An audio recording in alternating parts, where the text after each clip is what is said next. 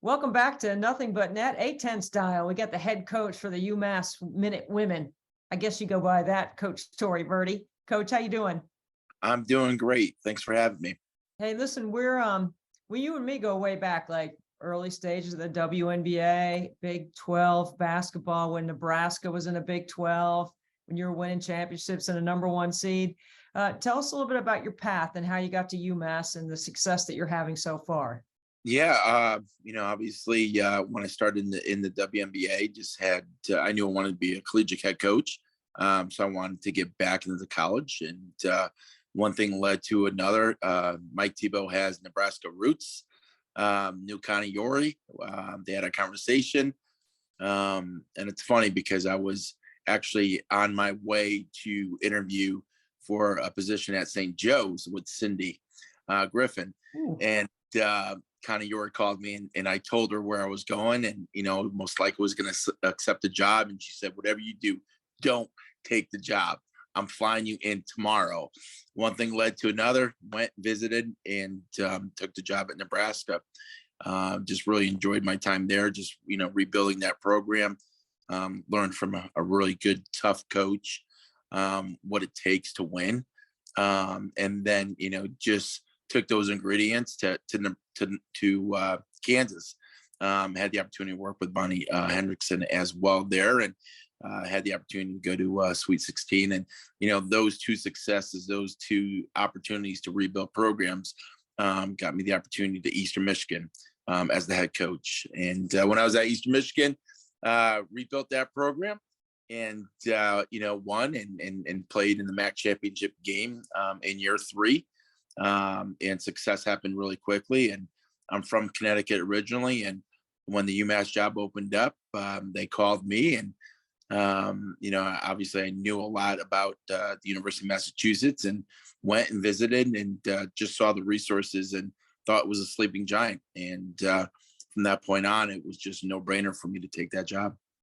I want to take us back to Mike Thibault and him just recently, stepping aside, and Eric's taking over the Washington situation in the WNBA. And, Mike has had a lot of great coaches that have worked under and with him in his NBA career, his WNBA career.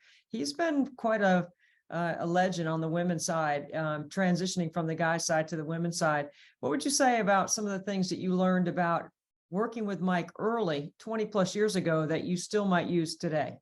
Oh, I mean, just his ability to think on his feet, always just looking at, the game and always one step ahead of the next play. And so, but I think the biggest thing was his preparation, and just being prepared and for everything, and I think that, for me personally, when I was around him, I guess I could say perhaps I was intimidated because of how much he knew. And I thought that I knew about basketball. But when you're around somebody who has so much basketball knowledge and wealth, and you kind of become small, and so for me personally, I was just a sponge, and, I just soaked it all in. And I was so fortunate to be with him each and every single day, just learning from, I think is from one of the best women's basketball coaches in the country at that time. I've always looked at you as a lifelong learner, right? I mean, you're also really curious about stuff, but you're also a great listener. So you have a combination of two things that I think are really important skills for head coaches, because there's times when you got to listen. You said stand on your feet, make decisions quickly, right? Like Mike did. But there's also times where, you got to, ask why things are happening, and think on your feet like that too. So how do you blend the two, like maybe listening to being curious about what you think might happen next? Yeah, I mean, I just think those two ingredients are so important. And I think the third one is patience as well, which is really, really hard. It's and just in my competitive nature, especially when you take over jobs, and I'm so optimistic, and I feel like no matter where I go, what I do, I feel that, we'll be able to change it, and I've always felt, and I go back through all my experiences, like the number one thing is culture, and you have to have culture. It doesn't matter. You can have the best players if you don't have culture, you don't love and respect one another. Winning doesn't take place. And so, as I watched the coaches that I was around, I watched them how they developed rapport and relationships with their players, and how much they cared about their players. And I think Mike is just, who he was as a coach, but as a person, he was just unbelievable. And so he had those unbelievable relationships with his players, and they wanted to go out in the court, and they wanted to do everything possible to be successful. But you got to have those types of environments. You know how we watch people on the sidelines and we think we know something about them, and we may not really know much about them at all. And when I'm just one more question about your past, because Connie Yori to me was always so cool. Like, she just was a cool person, right? She was fun to hang out with. She was fun to talk to. And she had a great feel for the game. And then Bonnie Hendrickson was, so analytic driven, like very numbers, very visual. Like you go in the locker room and there's stuff all over the locker room about visuals. Like, there's such an interesting combination of all those different people. What is your style? Like, are you visual or with your players, or are you, I know you care about the analytics, but I also know you got a really veteran team and you got to keep it interesting for them, I'm sure, at times.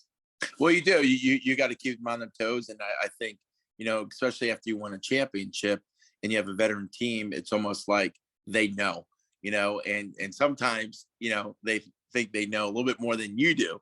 So they keep me on my toes as well. But, I would just say that, the one thing that I think I do is I try to differentiate myself and what I do than, my opponents and all the other coaches, in the country. I try to outwork them. I've always been about, just outworking everybody else. Because to me, that's a controllable, right? You can't control that, and so what does that mean? It means my preparedness for games, how much film I watch, the scouting reports, the detail, how are we going to win, and sometimes I think my staff looks at me and I'm crazy because, I probably, may do a little bit too much, but like, that's just me. And no matter what people say or do, I'm always going to do those things. But at the same point in time, I think, I have I have a great relationship with my players, and they know I love them, and they know that I'm very emotional as well. Right, I'm Italian, and we eat a lot, and we have people over all the time, and they're my family. I spend more time, with my players than I do with my own children, and I hate to say that, but it's real. That's real. And when I say they're my kids, yes, they're my biological kids, but I also have 14 others that I love each and every single day. But it's that type of environment that we have, and it's worked for us, and it's all inclusive. So I'm curious about your relationship with Frank Martin, the men's coach at UMass. And I have a good relationship with Frank myself. I have a really great admiration and respect for him, not just as a coach, but as a person. And I've got to believe that he has had some sort of influence, not only on you, but the entire UMass athletic department, just because of the kind of guy that he is. What has it been like watching Frank develop his program, and what have you guys shared as head coaches of the basketball programs? It's been awesome. And the funny thing about it is, I knew of Frank. We've had some mutual friends, but never, did I ever have a conversation with him. And the day he walked on campus, and then the day that he walked into the Champion Center, which is, our practice facility, it was like I've known him like for 20 years. And we just hit it off.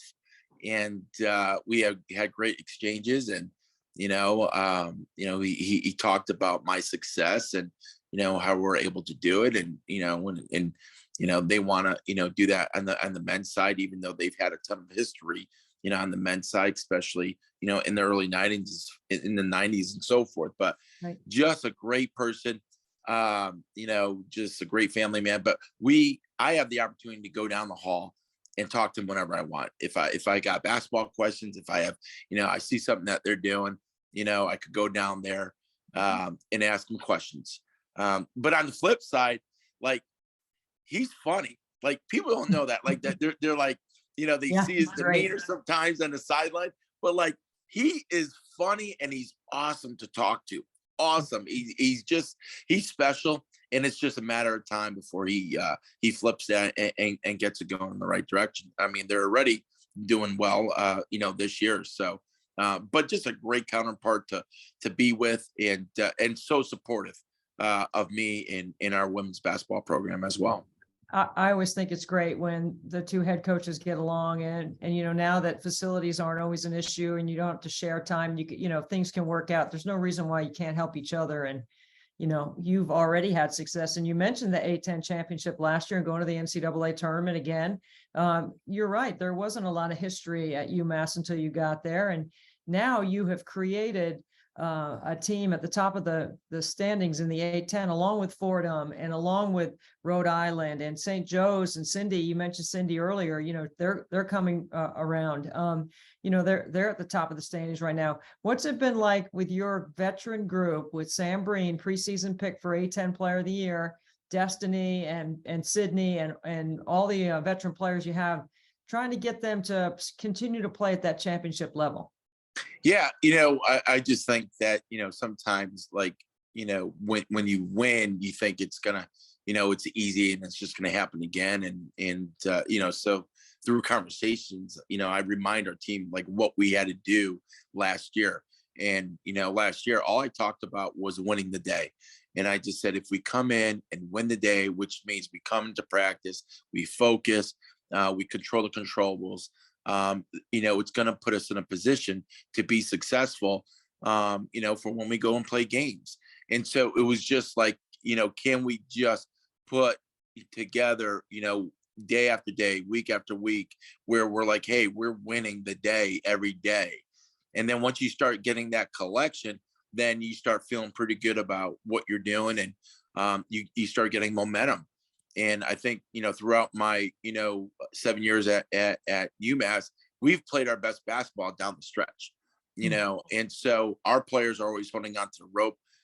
They're not letting go. They want to advance, and we just got to that point where we were clicking on, all cylinders, but it is hard to remain at the top. Mm-hmm. And we talked about, instead of being hunted, we want to be the hunter this year. We want to go out there.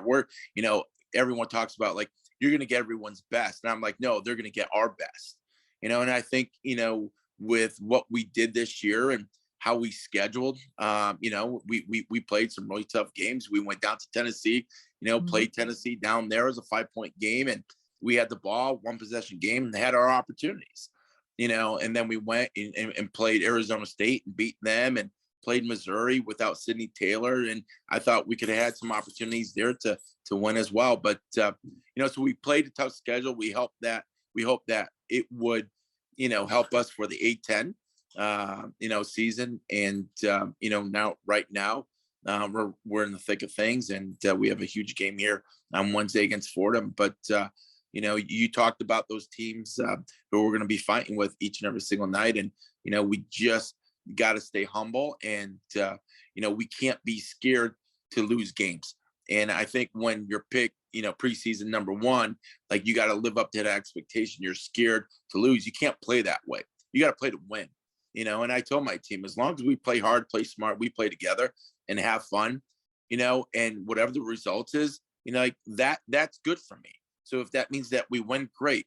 If we lose and we do all those 4 things, I'm okay, you guys. But we can't go out on the floor and we can't be scared to lose. You can't play that way, because then everyone's going to be so tight. Everyone's going to be scared to make mistakes. I want us to be fluid. I want us to go out there and enjoy the moment. Are you finding that it's harder to keep their focus on the team with all the distraction today that players are dealing with, from NIL to social media to even, mental health issues that some players may encounter, that you can't challenge if they don't feel good.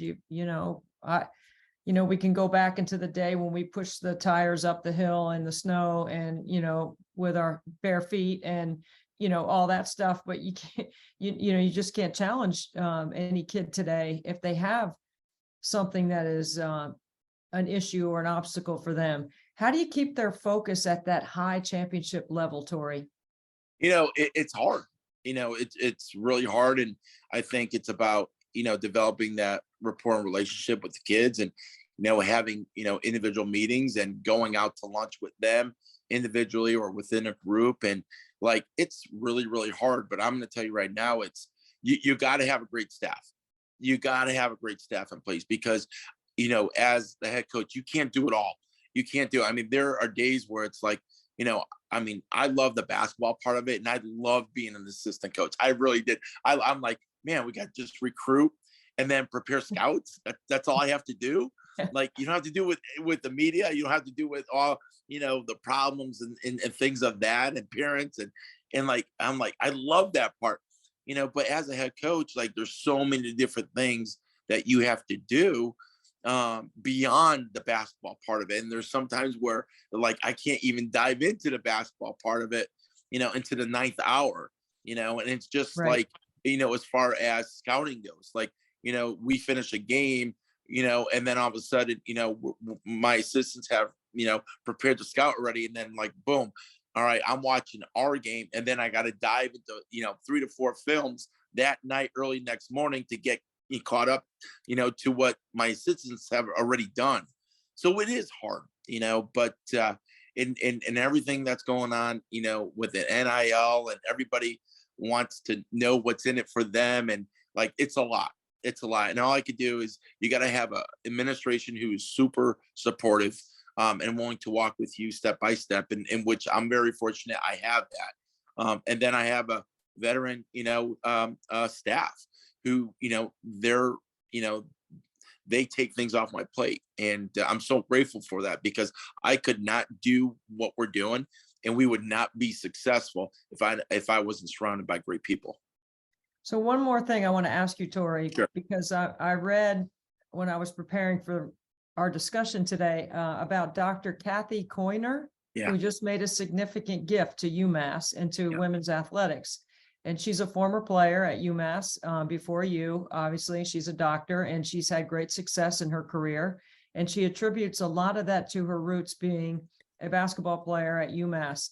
When I was reading about that and thinking, about all the landscape in college athletics and, you won a championship last year and it's so hard to repeat and you got great quality character kids on your team. I met them last year when we were in Gulf Coast Showcase. Yep. So I've watched those kids and when you see somebody make a significant contribution back to the university, with all the things you said about working hard and having fun and enjoying the moment and staying focused, is there some sort of way that you can take what Dr. Coyner has, I hope I'm saying her name right. You are. What she gave back to the university and know that there might be a kid on your team right now that could do a similar thing 20 years down the road? Yeah, I mean, I think, ultimately, you're trying to give your student athletes an unbelievable, student athlete experience. And, sometimes, it's not as easy, but for me personally, I'm very transparent. I'm very open. I'm very honest. And I tell it the way it is. And, to me, like the players are going to face adversity at some point in time throughout their career, and so, what I try to do is I try to, make sure when they do, they don't run from it. They embrace it. And then they invest themselves even more. Because that's the difference. Like people are scared of adversity and people hate constructive criticism. And I tell them constructive criticism is only going to make you better. You have to listen to that. And like I said, you have to embrace that. You can't run away from that because it's only going to make you tougher. It's only going to make you better.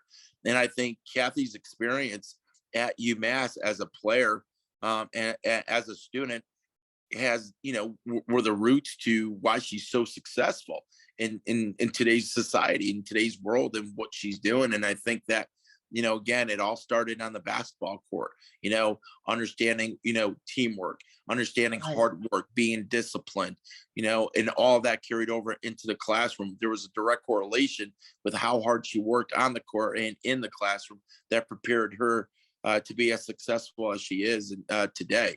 But as far as, our current players and coming back in 20 years, I hope that I'm around to see that, but and that's a joke, by the way. But anyways, but like, I think that the players, will have that opportunity. And I think Sam Breen's one of them, and her story alone to me is, one of the best feel good stories that I've ever been a part of. Somebody who, God, coming out of high school was Gatorade Player of the Year in the state of Pennsylvania. And so, like, you're a baller. If you're a Gatorade Player of the Year in Pennsylvania, you're a baller. Right. Scoring 3,000 points and then, you just faced some adversity at Penn State and, you transferred to UMass because you trusted me. And next thing you know, you're the A10 Player of the Year, and you're having a lot of fun. And to me, you got to have balance, and because it is hard. It's hard to be a student athlete nowadays, no question about that. But I think as a coach, you got to figure out how to keep your players engaged and keep them focused. But at the same point in time, you got to enjoy what you're doing. Well, Tory Verdi, the head coach at UMass, thank you so much for spending some time with us on Nothing But Net. And we are looking forward to watching a competitive A10 race through January and into February. Thank you, Tory. Well, thanks for having me. Appreciate it.